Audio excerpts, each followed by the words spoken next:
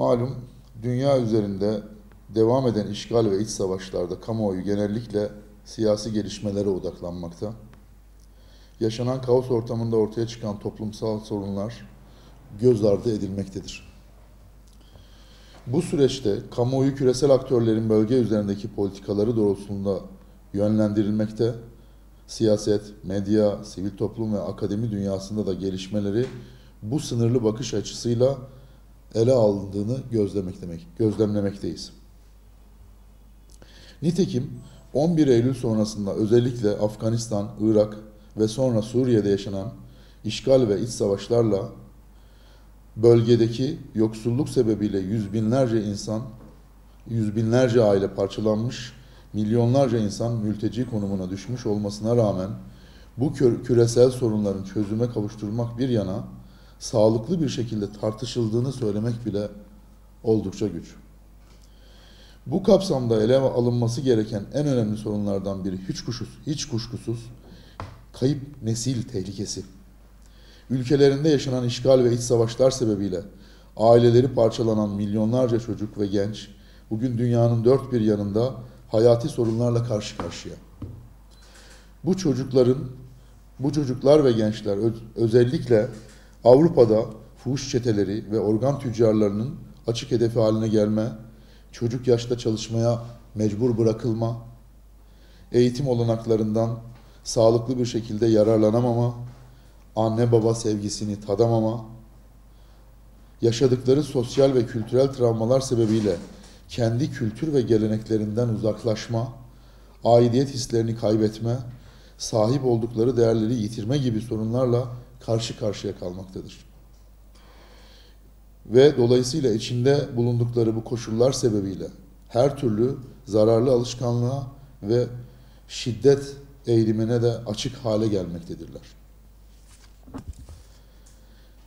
Siyasi mercileri, medya organları, sivil toplum kuruluşları, akademik yapılar ve tüm diğer etkin kurum ve kuruluşlarıyla ABD ve Avrupa'nın özellikle son dönemde milyonlarca Suriyelinin yaşadığı mültecilik sorunu karşısında başarılı bir sınav veremediği açıkça görülmektedir.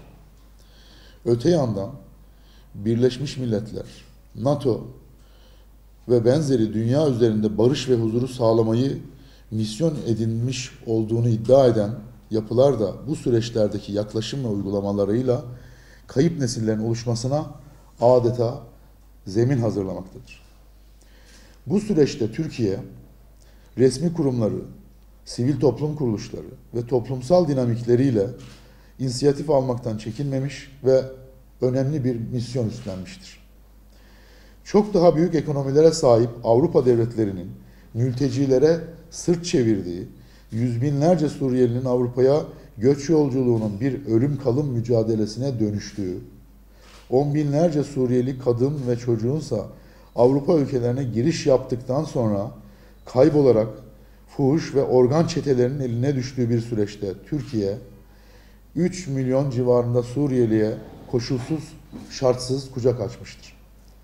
Bugün eğitim çağındaki Suriyeli çocukların ve gençlerin geleceğine dönük projelerin tartışılması da Türkiye'nin bu alandaki olumlu yaklaşımını ortaya koymaktadır. Soruşturmamıza katılan isimlerin görüşleri incelendiğinde, katılımcıların Türkiye'de bulunan Suriyeli mülteciler için bir kayıp nesil riskinin varlığı hususunda hemfikir oldukları görülmektedir.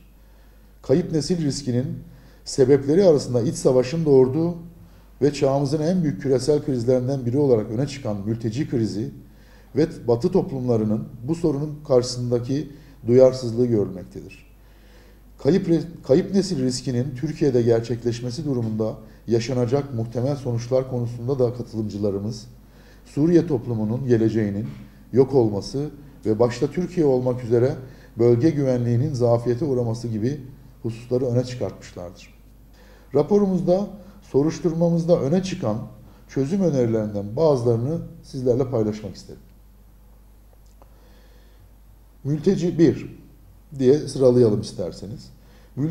Mültecilere yönelik politikalar, mültecilerin büyük bir kısmının Türkiye'de kalacağı senaryosuna göre planlanmalıdır.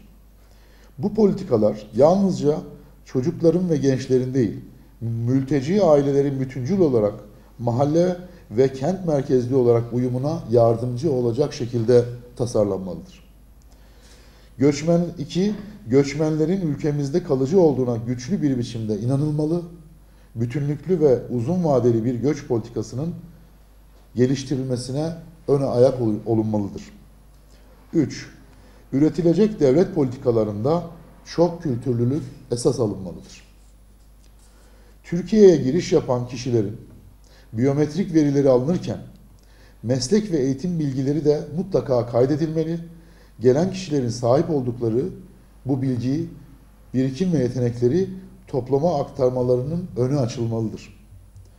Çocuk ve gençlerle ilgili kayıt kabul işlemleri sağlam tutulmalı, titizlik gösterilmeli, bu gruba yönelik sosyal, kültürel ve ekonomik tedbirler alınmalıdır. Özellikle çocuklar ve gençler için ayrı bir birim teşekkül edilmelidir.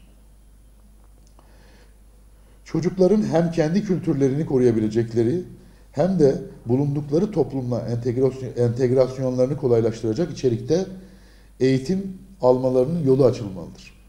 Savaş mağduru çocuklara savaşın izlerini sildirecek psikolojik destek hizmeti verilmelidir. Suriyeli sığınmacıların psikolojik, ekonomik güçlendirme ve entegrasyon çalışmalarında sığınmacıların sosyokültürel değerleri göz önünde mutlaka bulundurulmalıdır. Sığınmacıların hak ihlalleri konusunda duyarlı olunmalı, onlara yönelik kötü muamele, ayrımcılık, şiddet ve diğer ihlallerin hızlı ve etkin bir takip ile önlenmesine çalışılmalıdır.